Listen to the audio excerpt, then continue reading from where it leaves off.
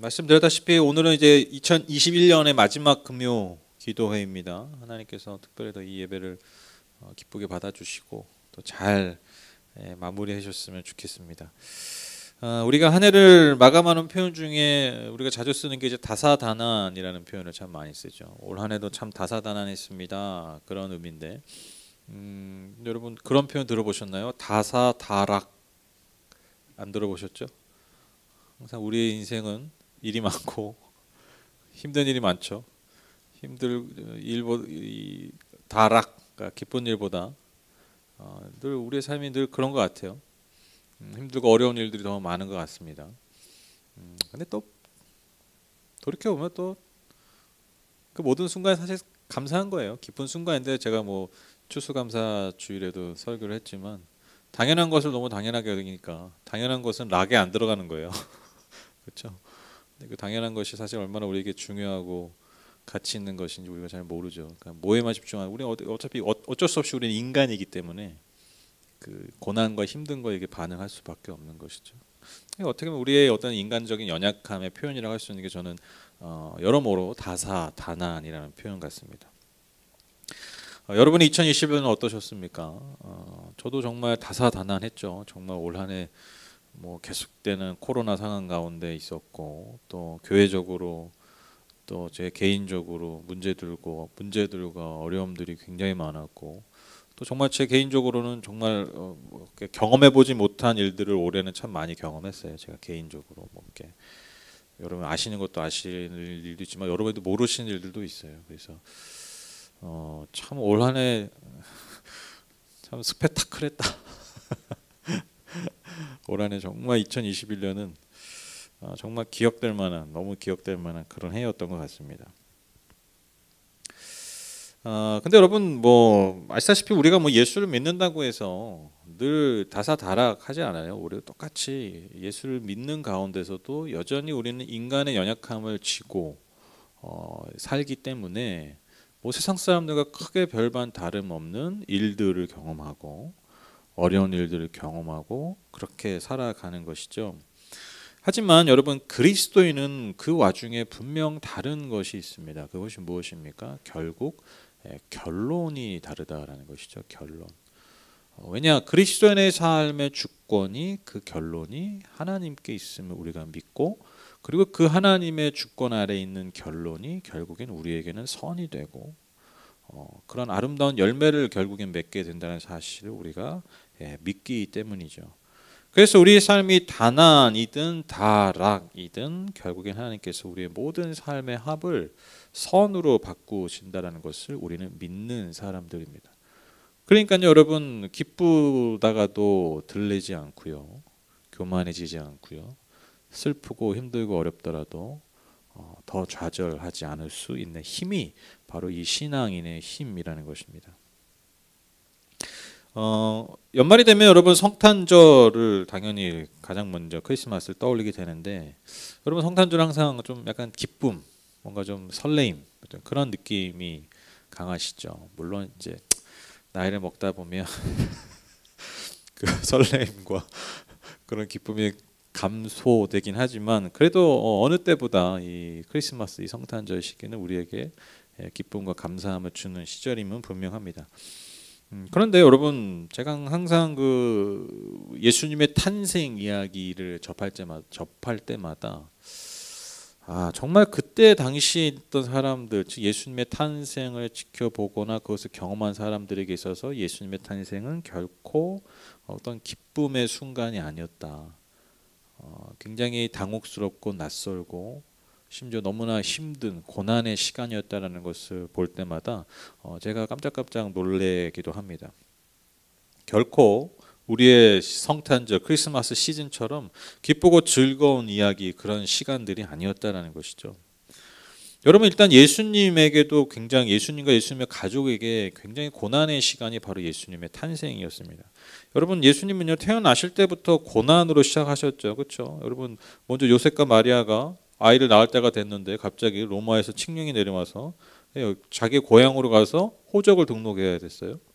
만삭의 몸을 이끌고 여러분 나사렛이 북쪽에 있어요. 이스라엘에 베들레헴은 남쪽에 있고요. 그러니까 이 굉장히 긴 거리, 오늘날로 치면요 약 80km 이상이라고 합니다. 그러니까 여러분 임산부의 몸을 입고 그 당시 뭐 탈 것이 얼마나 대단한 게 있어요. 기껏해야 나귀, 아마 나귀도 못 탔을 가능성이 많아요. 그러니까 여러분 그 몸을 이끌고 80km 이상을 걸어가야 했다라는 것입니다. 80km면 거의 여기서 강남 왕복하고 여기서 강남 왕복하는 것보다 더 한 번 더 가야 돼요. 그 정도가 여기서 강남까지 한 25km, 30km 되거든요. 직선 거리를 한 25km 되는. 거의 뭐 왕복 한 2번을 해야지 가능한. 그걸 여러분 걸어가거나 뭐 기껏해야 나귀 같은 거 타고 생각해 보세요. 얼마나 힘들었겠습니까? 그러니까 그 시간 자체가 굉장히 고통이었다라는 것이죠.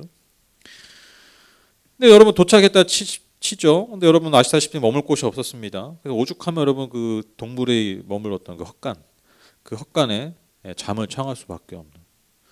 그 얼마나 냄새나고 그렇죠? 지저분했겠습니까?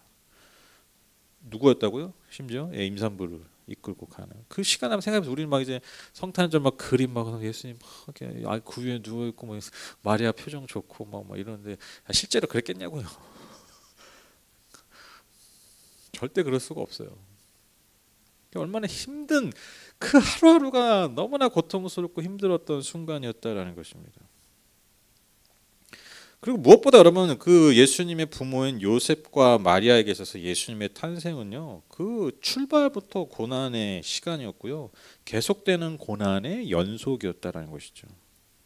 아시다시피 여러분 태어나자마자 헤롯이 메시아가 태어났다는 그런 소문을 듣고 그 당시 태어난 아이들 막 죽이기 시작하죠. 그래서 그 위협을 피해서 애굽, 이집트로 피신하게 됩니다. 이집트는 이제 더 멀어요. 근데 여러분 아이 낳으신 분 아시겠지만 여러분 아이를 낳고 그 산후조리 잘해야 산후조리 할 시간도 없는 거예요. 바로 피신을 나그네의 삶을 살 수밖에 없었던. 상상해 보십시오. 갓난아기 이제 막 아이를 낳은 여자가 갓난 아이를 등에 메고 안고 또 그 막 출산한 여인과 또 그 아이를 옆에서 지켜야 되는 그 요셉의 심경과 그 처지, 그 상황들 하루하루를 한번 생각해 보세요. 와, 정말 힘들었을 것 같아요. 그렇죠? 심지어 이제 먼 타국까지 가야 돼. 또 이제 뭐 잠시 후에 이제 본국의 사정이 좋아지니까 또 다시 또 나사렛 돌아. 그 모든 과정이 여러분 예수님이 메시아라고 뭐 위대한 인물이 태어난다고 그렇게 뭐 천사가 막 와서 예언도 해주고 하는데 막상 그들의 삶은 그 순간부터 고난의 연속이었다라는 거예요. 원치 않는 상황들의 제가 이런 예수님의 탄생 과정을 제가 아버지다 보니까 제가 아버지 요셉의 입장에서 생각해 볼 때가 많았거든요. 근데 여러분 한번 요셉 입장에 생각해 보세요. 요셉에게 있어서 예수는요, 여러분 정말 애물단지 아닙니까? 그렇죠?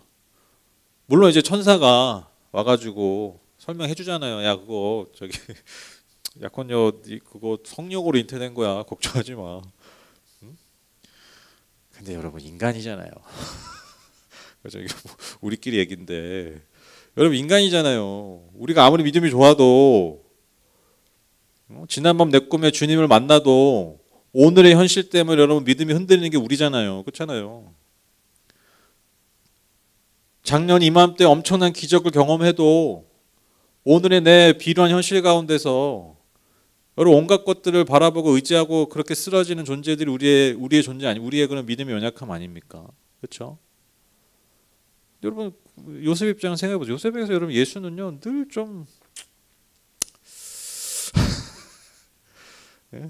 시작부터 물론 뭐 이제 천사가 와서 하나님 그렇게 하신다니까 근데 물론 이제 제 개인적인 어떤 그런 묵상이기도 한데 저는 그가 완벽하게 늘 그랬을까 늘 그런 생각을 해요. 그도 우리가 똑같은 인간인데 뭐 그래도 그렇게 해서 또 잘 아내를 잘 보호하고 지켜서 결국 아이를 낳죠. 근데 여러분 태어날 때부터 애 낳을 때 되니까 또 어려운 일들이 계속해서 생기고 갑자기 베들레헴으로 가야 되고 하필 또 막 그때 문제가 터져가지고 또 애굽으로 피신해야 되고 그러니까 예수라는 아기 때문에 요셉은요 진짜 직설적으로 얘기하면 인생이 꼬인 사람이에요. 그렇죠? 시작부터 인생이 꼬인 사람이에요. 여러분 예수가 태어날 때도 여러분 그 요셉 주변의 사람들이 얼마나 사실 수군거렸겠습니까? 그 보수적인 중동 사회에서 그 소문이 몰랐을까요? 모를 리가 없죠. 그러니까 여러분 요셉의 입장에서는요 얼마나 그 아기 예수 때문에 갖은 고생을 했는지, 얼마나 인생이 꼬였는지, 육체와 정신적으로 그가 얼마나 힘들었을까. 그는 하나님 원망하지 않았을까. 하나님은 진정 원망하지 않았을까. 하나님 원망하고 그럴 때가 많지 않았을까. 저는 정말 그런 생각할 때가 많아요. 뭐 성령으로 태어난다고 해서 대단한 아이인 줄 알았는데 이건 뭐 시작부터 고생만 시키고 그냥 줄줄이 사탕이에요. 줄줄이 사탕. 고난의 연속. 만약에 제가 요셉의 입장이라면 이런 마음과 생각이 들 것 같은 거예요. 근데 진짜 현실적으로 보면 이 이야기를 우리가 뭐 그런 거 다 걷어내고 정말 현실적인 입장에서 내가 요셉의 입장에 대해서 정말 이 본문 안으로 들어가서 내가 정말 그렇게 살았다면 여러분 정말 이런 생각 안 하겠습니까? 그런데요. 또 놀라운 사실이 뭐냐면 제가 깜짝 놀란 게 뭐냐면 이렇게 요셉이 겪었던 이 수많은 어떤 그가 생각할 때는 그 현실이 꼬인 것 같은 그 고난의 연속이었던 그 모든 순간들이 사실은 하나님이 이미 예언하시고 계획하신 그 말씀을 예언을 성취하는 이루어져 가는 과정이었다라는 것입니다. 마태복음 2장 6절에 보시면 너 유대 땅에 있는 베들레헴아 너는 유대 고을 가운데서 아주 작지가 않다. 너에게서 통치자가 나올 것이니 그가 내 백성 이스라엘을 다스릴 것이다. 여러분 이게 미가서 5장 2절의 말씀을 인용한 건데 그러니까 미가 선지자를 통해서 장차올 메시아가 어디서 태어난다는 예언이 온 거예요. 베들레헴을 통해서 온다는 거예요. 베들레헴이 아시다시피 다윗의 고향입니다. 그러니까 장차올 진짜 다윗, 진짜 하나님이 세우실 진정한 왕이 똑같이 다윗처럼 베들레헴에서 나온다. 근데 여러분 그때까지 계속해서 왕은 어디서 나왔어요? 서울? 뉴욕? 예루살렘에서 나오잖아요. 예루살렘의 왕의 아들이 왕이 되니까 왕은 무조건 예루살렘에서 나오는 거예요. 그런데 다 그렇게 생각하고 있을 때 미가 선지자 통해서 하나님이 뭐라고 얘기하신다고요? 장차 베들레헴을 통해서 새로운 왕, 진짜 왕, 메시아가 올 것이다. 그러니까요 예수 그리스도가 나사렛에 있었지만 그는요 정말 베들레헴으로 가야 했다라는 것이죠. 그렇게 힘들고 그렇게 위험했던 그 베들레헴 길이 그 베들레헴에서의 그 순간들이 하나님이 미가를 통해 예언한 이 예언의 성취, 메시아 탄생의 성취였다라는 것입니다. 또 있습니다. 마태복음 2장 15절에 보면 헤롯이 죽을 때까지 거기에 있었다. 이것은 주님께서 예언자를 시켜서 말씀하신 바 내가 이집트에서 내 아들을 불러냈다 하신 말씀을 이루시려는 것이다. 그 소중한 아이의 생명을 노렸던 그 헤롯의 핍박, 그로 인해서 엄청난 정신적인 육체적인 고통을 분명히 겪었을 그 애굽으로의 피난길이 또한 호세아 11장 1절의 이 말씀, 내 아들을 이집트에서 애굽에서 불러내겠다라는 이 호세아 예언을 이루시기 위한 과정이었다는 것입니다. 물론 이 과정들이 왜 필요한가는 우리는 뭐 하나님의 뜻을 뭐 아주 깊이 알 수는 없어요. 그러나 분명한 것은 하나님이 메시아의 탄생이 그냥 하늘에서 갑자기 뚝 떨어진 것이 아니라 이미 그들에게 말씀하신 그 말씀의 성취를 통해서 메시아가 나오셨다는 분명한 증거였다는 거예요.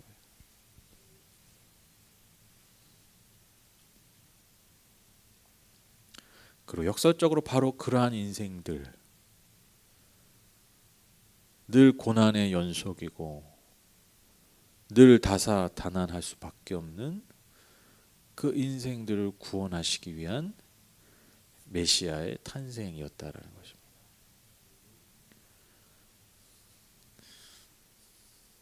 저는 모르겠어요. 저도 이제 아이를 낳은 아빠여서 그런지 요셉을 이렇게 생각하면 이렇게 좀 짠해.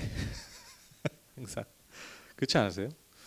약간 짠한 마음이 있지 않아요? 요셉은 참 묵묵하게 막 뭐 말도 없어요. 뭐 이렇게 그냥 행동으로 묵묵한 행동으로 그냥 마리아 곁에서 아기 예수 곁에서 있었던 묵묵히 그의 할 일을 감당했던 주어진 삶과 주어진 환경을 묵묵히 감당했던 그래서 하나님의 놀라운 예언을 성취했던 그 사람이 바로 요셉의 삶이었다라는 것입니다. 그 당시에는 분명히 힘들었겠죠. 힘들지 않을 수가 없죠. 뭐 그가 알았겠습니까? 이게 예언에서 무슨 예언이 그게 뭐 어디 있어? 몰라요 그때는. 요셉 몰라요. 그냥 가려니까 저기 뭐야 로마 황제가 가려니까 간 거고 그래서 가서 그냥 베들레헴에서 난 거고 헤롯이 죽이려고 하니까 그 죽이려고 하는 거 피해서 그냥 이집트로 피신했다가 다시 돌아온 거고 그냥 그는 그에게 주어진 삶을 그냥 살았을 뿐이에요. 그냥 그 고난의 시간들을 견뎌내었던 것 뿐입니다. 그러나 중요한 게 뭐라고요? 그 시간들을 통해서 하나님은 하나도 버리지 않으시고 그냥 너 고생했구나 이게 아니라 정말 그의 삶을 통해 하나님의 말씀을 성취하셨다라는 거예요. 이게 놀랍다라는 것이 이게 놀라운 일이라는 것입니다.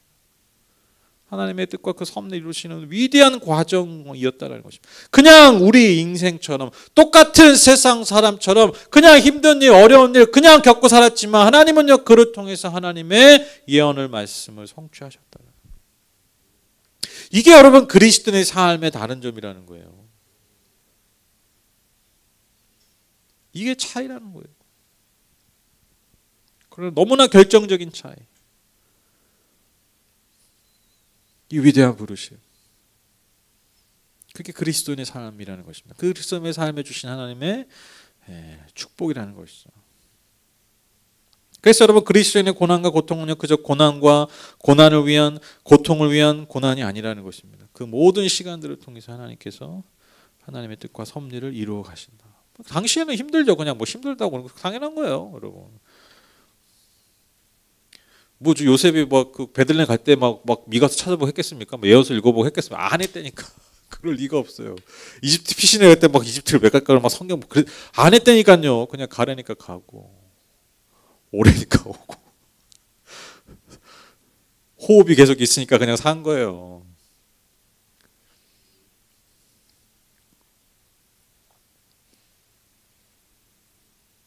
근데 하나님이 그 모든 시간을 통해서 하나님의 뜻을 이루셨다. 그리고 더 놀라운 사실 바로 그 모든 삶의 순간을 통해서 하나님이 이렇게 말씀하신 거죠. 임마누엘이라 하라. 임마누엘이라. 하나님이 우리와 함께 하신다. 그냥 그들만 베들레헴에 간 게 아니에요. 하나님이 그들과 함께 하셨죠. 그들이 이집트로 그냥 내려간 게 아니에요. 피신한 게 아니에요. 나그네로 간 게 아니에요. 하나님이 그들과 임마누엘로 함께 하셨다라는 것입니다. 여러분 한 해를 한번 돌아보시죠. 좋은 일도 물론 있으셨겠지만 또 힘든 일도 많았을 것입니다. 저희 가족에게는 정말 아시다시피 정말 큰 일이 특히 연말에 벌어졌죠. 매일매일이 사실은 쉽지 않습니다. 진짜 매일매일이 진짜 롤러코스터를 타는 것 같은 그런 상황들입니다. 당연히 해석이 안 됩니다. 때로는 이해는 되지만 또 때로는 해석이 안 되고 때로는 납득도 하지만 때로는 거부하고 싶기도 하고 때로는 하나님의 뜻을 인정하지만 때로는 하나님께 등 돌리고 싶기도 하고 네. 저만 그러나 본데 믿음이 좋은 분들이랑 이렇게 예배를 드리면 너무 믿음이 좋은 분들 앞에 설교하면은요 이게 네. 되게 전사님 되게 실망하시는 표정. 저게 담임이라고 막. 네, 농담입니다.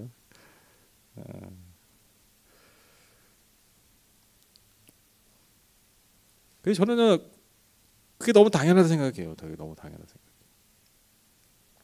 제가 저희 장모님한테도 그러고 제가 아내한테도 잘 했던 얘기가 그냥 화나면 화내시고 슬프면 슬퍼하고 그거 어쩔 수 없어요. 그게 인간이에요.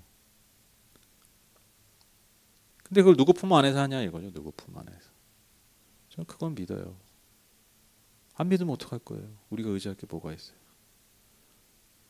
우리가 의지할 게 정말 무언가를 의지해서 이 땅에서의 삶을 몇 년 더 살고 오래 살고 몇십 년 사는 게 머문다면 그게 전부라면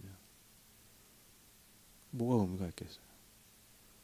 저는 정말 만약에 그게 전부라면 저는 돈도 아무것도 의미가 없을 것 같아요. 아무것도. 그게 무슨 의미가 있겠어요. 그 너머의 무언가를 우리는 늘 원하잖아요. 그 너머의 무언가를 늘 바라보잖아요. 어떤 분이 그러더라고요. 아주 유명한 그 기독교 변증가 분이 인류 역사에 있어서 계속해서 천국을 소망했던 이유가 뭐냐면 천국을 갔다 온 사람은 없는데 천국에 대한 소망이 있다는 게 뭐냐. 인간은 늘 그 너머에 있는 것을 본다라는 거죠. 근데 그 너머의 것을 늘 갈망한다는 이유가 어디 있겠냐는 거예요. 하나님의 형상이 우리에게 있기 때문에. 그러니까 그게 천국에 있다는 증거죠. 저는 이게 말장난 같은데 전혀 말장난 같지 않아요. 여러분 우리가 한 번도 경험해보지 않았는데 여러분 먹고 싶은 게 있으세요? 여러분 그런 말 들어보셨죠? 익숙한 맛이 무섭다고. 그렇죠? 먹어본 게 무서운 거죠. 먹어보면 입맛 다시죠. 그 요리 프로그램 봐도 여러분 막 서양 요리 막 엄청 맛있어 보이는데 그냥 맛있겠다 이 수준이죠. 그렇죠? 저거 무슨 맛일까 이런 거죠. 근데 여러분 그 한식 요리 하는 거 보세요. 그러면 막 진짜 다르잖아요. 왜? 먹어봤으니까. 그러니까 먹고 싶은 거죠. 계속 그 생각을 하는 거죠. 천국이 이와 같다는 거예요. 하나님의 나라가 이와 같다는 거예요. 하나님의 존재가 이와 같다는 거예요. 어느 누구도 하나님 본 적이 없죠. 실제로. 어느 누가 천국을 물론 뭐 환상 가운데 갔다 온 사람이 있겠지만 실제로.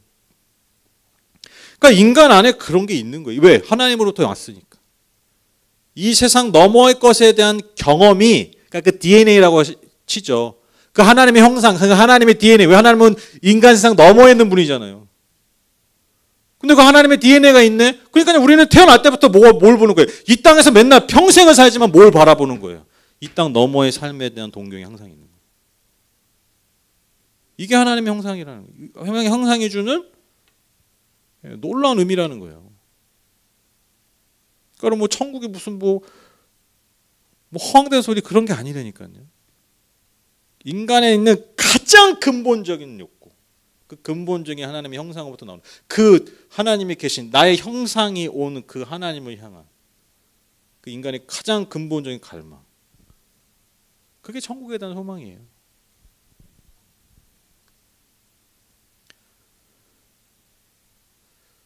이 세상 사람들과 똑같이 사는 내 삶의 모습이지만 하나님께서 내 삶을 하루하루 사용하시고 이끌어 가시고 임마누엘로 함께 하심을 통해서 하나님의 나라를 이루어 가신다. 하나님 나라를 흘려보내시고 하나님 나라를 세워 가신다. 모든 것을 합력해 선을 이루신다. 이 믿음으로 이 소망으로 우리의 삶이 요셉과 같을지라도